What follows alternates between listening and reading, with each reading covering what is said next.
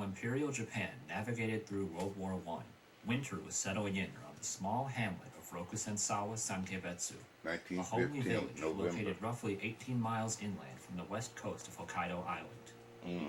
As the last leaves fell and the first snowfalls of the season blanketed the forest floor, the members of this small community were no doubt preparing for another long, cold, and snowy season. Me too. The village was newly settled and still extremely wild. Villagers in those days faced no small share of hardships and were no stranger to facing the wild animals of the region. What they didn't know, however, was that deep in the forest near the town, something deadly had awoken. Something that would cement this winter in this town forever in the country's nightmares.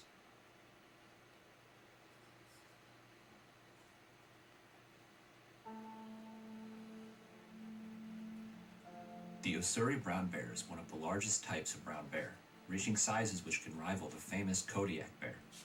They are by far the largest predators on the island of Hokkaido, and as such can eat and kill any prey, although much of their diet is vegetarian. Like in most places, humans are generally too much trouble to kill and eat, but this has not stopped Ussuri bears from attacking people in the past. Between 1900 and 1957, it is reported that 141 people were killed by brown bears on the island. 7 of these would happen in just 2 days in 1915. Sometime in mid-November, a large Ussuri brown bear showed up at the house of the Ikeda family in Rokusensawa. Though this encounter was harmless, and the bear took only some harvested corn, it was unusual because most bears should have been in hibernation by this point in the winter. It is now believed that the uncharacteristic behavior of this bear was due to it being woken early from hibernation due to hunger, making it a bear without a hole in Japanese terminology. On November 20, the animal reappeared at the house. Fearing for the safety of his horse, the head of the family organized a small party to wait for the bear's return. 10 days later, the bear reappeared, and the small group managed to shoot it, but not kill it. Believing the bear would now fear humans and thus stay away from settlements, they considered the effort a success. It was not.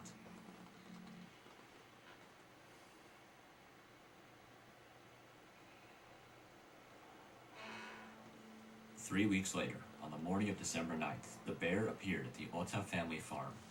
Present were Abe Mayu, the farmer's wife, and Hasumi Mikio, an unrelated baby she was taking care of.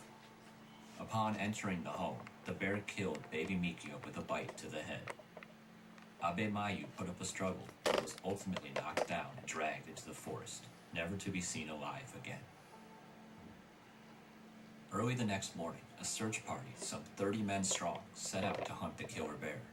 They entered the forest and had walked no more than 150 meters before meeting it face to face. 5 men fired upon the animal, but only one hit his mark, and the animal retreated. Searching around the area, the men found blood in the snow at the base of a fir tree. Under the snow was the corpse of Abe Mayu. Only her head and legs remained. Having now gotten a taste of human flesh, the villagers were certain that the bear would return. It did so that same night, coming right back to the scene of the crime at the Ota farm. The main group of guardsmen, now some 50 strong, had been stationed at the neighboring Miyuki house, and as such, only one man managed to get a shot at the beast before it retreated. The group marched off into the forest down the Sankebetsu River, attempting to follow the bear. Unbeknownst to them, however, they had completely lost the trail. Back at the Miyuki house, the only people present were now women and children, with a single guardsman remaining at the door. Miyuki Yeo, the wife of the house, was preparing a meal when she heard a rumbling outside. Before she could even investigate, the bear broke through the window and had entered the house. Yeo attempted to flee, but was tripped by her second son, Yujiro, who, in panic, had clung to his mother's legs. The bear then attacked her and bit her fourth son, Umekichi, as he clung to her back. The guardsman, hearing what was happening, ran into the house, where the bear released the woman and child and turned to him, clawing at his back as he attempted to hide behind the furniture. Yeo and Umekichi Well, what kind of guardsman is that? Well, man, what kind of story is this? What the fuck you mean the bear went around the damn front of the door, went to the side. And anyway, if he seen the guardsman outside guarding shit, why didn't he attack him first? The fuck, man, this story don't sound right to me, man. The hell, like the bear had a plan and like he wrote the script like the boy gonna grab his mama leg, the baby gonna grab his mama back. I'ma eat them all before the motherfucker with the gun supposed to come in, and for some reason he don't even got a damn gun, and he hiding up under a goddamn table. Man, what kind of fucking story is this, man? They gotta miss me with this type of bullshit, bartender. Managed to escape alive. In the chaos, the oil... I mean, this is bullshit. Something deadly had awoken. I bet. Awoken early from hibernation to Yeah, I the bet. farm. Present were Abe Mayu, the farmer's wife, and Hasumi Mikio, an unrelated baby she was taking care of. Upon entering the home, the bear killed baby Mikio with a bite to the head. Abe Mayu put up a struggle, but was ultimately knocked down and dragged into the forest, never to be seen alive again. Early the next morning, a search party, some 30 men strong, set out to hunt the killer bear. They entered the forest and had walked no more than 150 meters before meeting it face to face. 5 men fired upon the animal, but only one hit his, with a single guardsman remaining at the door. However, they had completely lost the trail.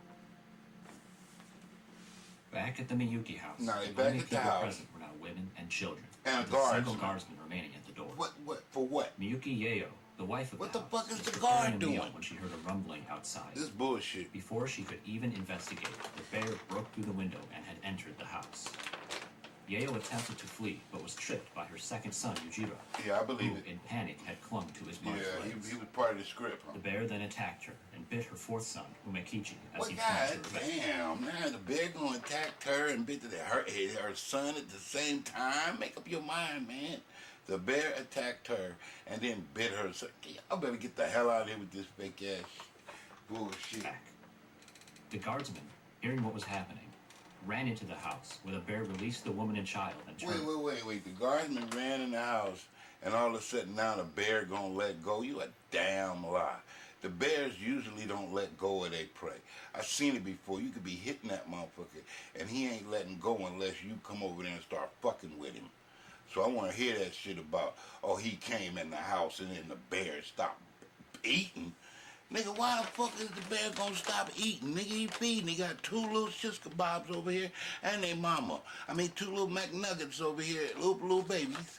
And they meat is more tender than this motherfucker running through the damn front door without a gun. Fuck out of here. Man, who do these motherfuckers, man, what is it all about, bartender? They just be making up shit. To him, clawing at his back as he attempted to hide behind the furniture. Yeo and Umekichi managed to escape alive. Now, he said that motherfucker hiding behind furniture. What fucking furniture? A chair? And you mean he hiding under the table, so it's bullshit. How's he the fucking guard hiding under the table? And where's his fucking rifle? See, that's some bullshit. In the chaos, the oil lamp and fire at the stove were both extinguished, and the house was plunged into darkness. Oh, The bear hell continued its no. assault. I ain't Fatally heard wounding enough. 2 This is children and biting bullshit. one more, before finally killing Saito Take, a pregnant woman and the mother of 2 of the boys who had just been attacked. The villagers later testified that they could hear Take pleading with the bear to eat only her head and not. Oh, hell no. Now they got the fucking mama talking about, okay, you ate all my kids, and I ain't complain, but if you gonna eat me, eat everything except my head, leave my head alone. Ain't that a bitch? Man, this is some bullshit, boy, I tell you. See, man, I thought I was listening to a real biography about something. This is some made-up fairy tale land shit. Not her belly, for the sake of the unborn child. The fetus was later recovered alive, but died shortly afterwards. Ain't that a bitch? The group of men who had tracked the bear downriver finally realized their mistake, far too late. As they returned to the village, Miyuki Yeo, having narrowly... Why would the fucking bear, if he rip her apart, right, rip her open, and then he'd rather eat her than eat that tender meat. See, that's some lie. That's a lie. The bear ain't interested in who the fuck is the mama or the kid. He's interested in what's the easiest thing to eat. I seen them. They be grabbing them baby deers and shit. They don't be trying to get the mama. They get them baby deers. That tender meat. The fuck you doing? See, this story don't even make sense. He escaped death, met them, and frantically related the news of what had happened. They approached the Miyuki house, Bear still inside, and waited at the door. As the animal stepped out into the winter night, the men had a clear chance to end its reign of terror then and there. Shit, we got a clear chance to turn your ass in for telling all these lies. However, making up shit. They had all bunched up behind one man at the front, and, not wanting to shoot him, the large majority did not fire their guns, while the man at the front's gun misfired. The bear escaped. As the men entered the house under torchlight, there was nothing left to do but examine the grisly aftermath. This is something. See, he didn't lie to people. He didn't misrepresented something. And everybody could hear the story and say to themselves, that don't even sound right. Ain't no motherfucking bear gonna do what the fuck you tell him to do. I mean, he ain't gonna go be fucking having conversations with his prey. He ain't gonna be jumping through the side of the fucking window when there's somebody right outside standing up and he can see that person. Why is he gonna go through the fucking to the house when he could just eat something right there on the fucking doorstep? See, the whole story, we could all see that it's bullshit and he just wasted, he just lying. So this story, ain't even no motherfucking credibility to it. It's bullshit, man. I apologize.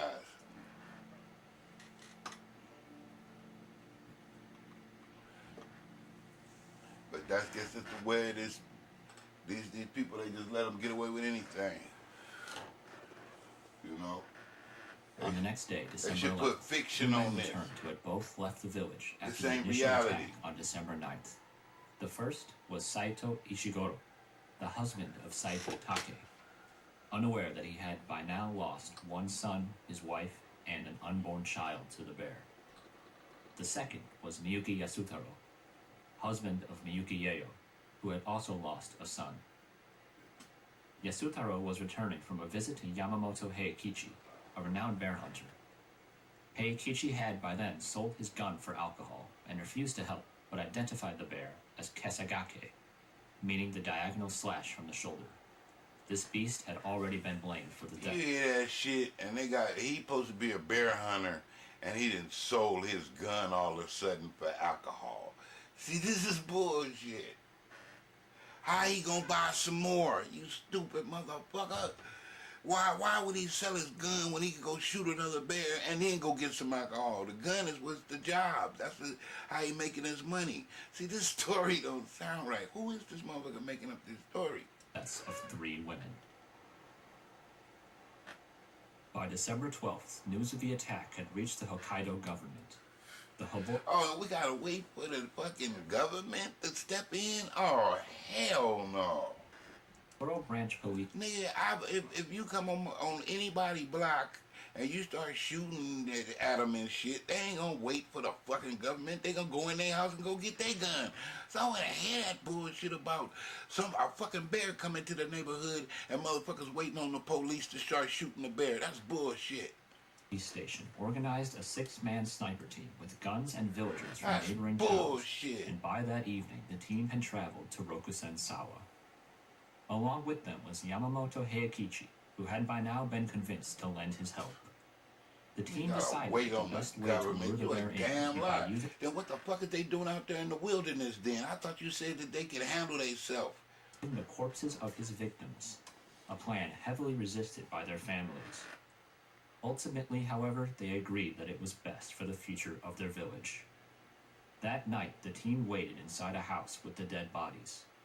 Kesagake now they the door, waiting but with apparently dead sensing bodies. danger, immediately turned around and bullshit. disappeared into the forest. It did not reappear that day, and the plan ended in failure. Now, what they should have did was just made a movie out this shit, because this motherfucker making it sound boring. I mean, because it ain't real, right? So it's boring because you already know he lying. So it's like, nigga, I could have told myself this story. I'd have rather seen the movie. If it's gonna be fiction. On December 13th, the team decided to widen their search area and realized that Kesagake was now making his way downstream. Realizing that this could lead him to other villages, they decided to wait at a bridge for the eventual arrival of the bear. Late that night, a sniper caught a glimpse of Like the bear is on a clock or something. Like this, like they know when he coming back. Like they told the bear, okay, we're gonna meet back at this time. See, come on, man. shadow flickering Like in the between bear the tree got a stumps watch. on the far shore. Believing it to be a man, the police captain called out to it, but no response came. And The now they captain- calling out to the bear and shit. That a bitch. Like the bear can think. Gave the command to I open mean, not think, but like he wouldn't attack your ass. fire, and under a spray of bullets, the shadow retreated into the forest. No response came. The captain gave the command to open fire, and under a spray of bullets, the shadow retreated into the forest. The next morning, the team investigated the area across the river. There they found bloody bear tracks, confirming that they had hit their target. With impending snowstorms threatening to cover the tracks, Yamamoto Heikichi and a local guide immediately set off to track the bear, as Heikichi believed a two-man team would be faster.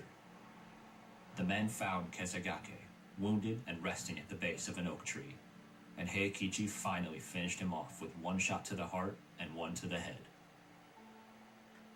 The ordeal was finally over. As the men dragged the bear Thank back to the God. village, an extremely violent snowstorm should've just made the movie. continued for several hours.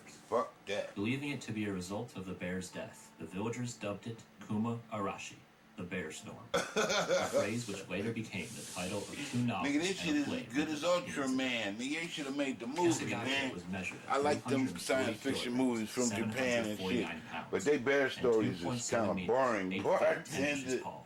hey y'all, I The like villagers y'all, cut the bear's y'all skull into the fur, Ultraman and but y'all these were scientific eventually lost spaceman to time. stories from Japan and The final Pokemon, all that. casualty But of y'all the bear incident was the stories, village of y'all gotta Rokusensawa brush up, man. itself, Step as up, after man. such a horrible tragedy, the Step villagers up, quickly 'cause I began to don't believe leave, none of this. turning the area into a ghost town. Fair use and educational purposes.